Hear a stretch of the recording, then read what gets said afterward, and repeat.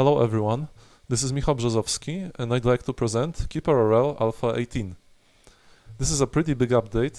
I've been working on it for quite a bit and it introduces a new gameplay mode called the campaign. So there are now 3 different modes of playing KeeperRL: the single map keeper mode, the adventure mode, and now the new campaign mode. So this is the setup window of the campaign. This is what you see before starting the game. And this is the world map. The world map is divided into a grid of smaller individual maps. So each cell here that you see is its own individual map. And some of these maps also contain enemies. Most of them you already know from the previous versions of the game. And the only difference is that now each enemy lives in its own small map. The most important feature that comes along the campaign is the ability to download retired dungeons created by other players and placing them on the map in your campaign. So for example, if you click here, you get a list of dungeons that are stored on the KeeperRL server. These are all retired dungeons made by other players, and you can download up to 4 of them, and they will be placed somewhere on your campaign map. So here we go. Here you have some extra information about each of those dungeons. There are some of the minions of that player, and there is the conquer rate, which is the number of times this dungeon has been conquered by other players divided by the total number of times it has been loaded. So you are free to choose up to 5 dungeons that will be loaded into your map. And now you can find them on the map here. The next step is choosing your home location. Building your dungeon is limited to one single individual map. So you are now going to choose where you are going to build it. So for example here.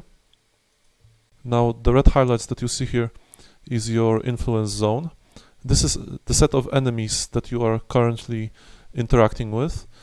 This is where you can travel to when you are controlling a minion or a team, and you can attack these enemies, and also only these enemies can attack you back at a given moment. The influence zone contains always the 3 closest enemies, and if there are any ties, then possibly more, and also any ally that happens to be closer than the furthest enemy in the influence zone. So obviously your starting location matters a lot, so you're going to have to choose it very carefully. Now that everything is set up, let's go ahead and create the game.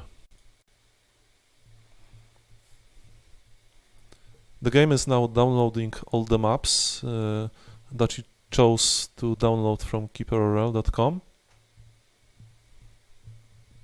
and now it's either procedurally generating all the maps with procedural enemies or loading the retired dungeons of other players.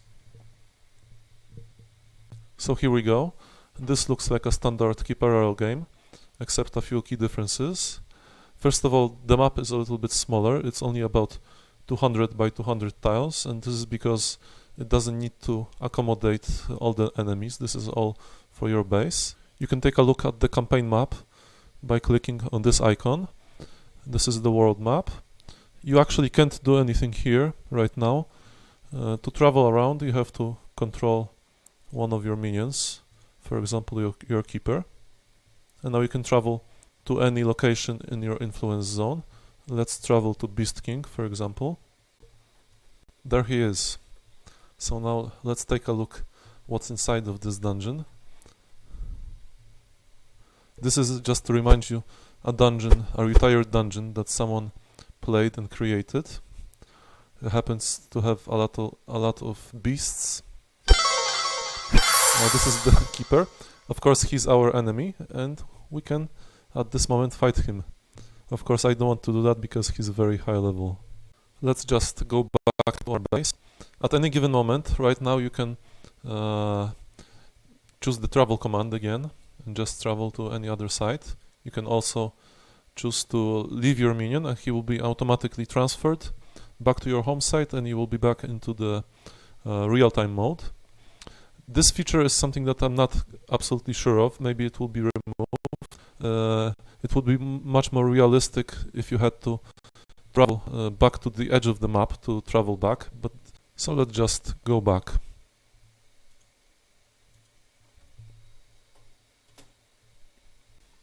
You can still take a look at all your enemies as usual in the enemies tab.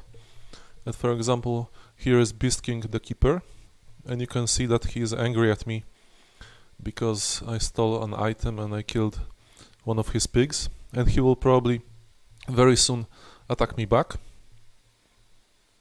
One last thing that I'd like to mention about the campaign mode is that when you are traveling, meaning that you are away from your home location, then the clock is not ticking in your base, which means that you don't have to worry about being attacked or running out of resources or something else happening. When you come back to your home site, you will find your base exactly as you left it, and if any attacks were scheduled at the time when you were away, then they will happen right after you come back. This is something I intend to work on in the future, and possibly you will have to fend off the attacks before your traveling minions are allowed back to your home base. One feature that I also added in this update that's kind of independent of the campaign mode is a new technology called geology. And what it does is that right now minerals are not generated during the map generation before you start the game, but instead you uncover them by researching geology. So for example, let's try that. Here is geology. There are three stages of geology. There is geology advanced and expert geology, and they cost more and more mana, and they uncover more and more resources for you. So the idea is that this adds more progression to the game, and also it's kind of more convenient because the resources are generated close to your base, so you don't have to mine a long way to the edges of the map.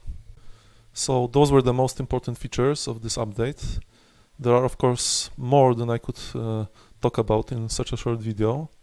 I invite you to check it out. If you have any feedback, comments or ideas, please leave a comment on one of the forums. And in general, have a lot of fun and see you next time.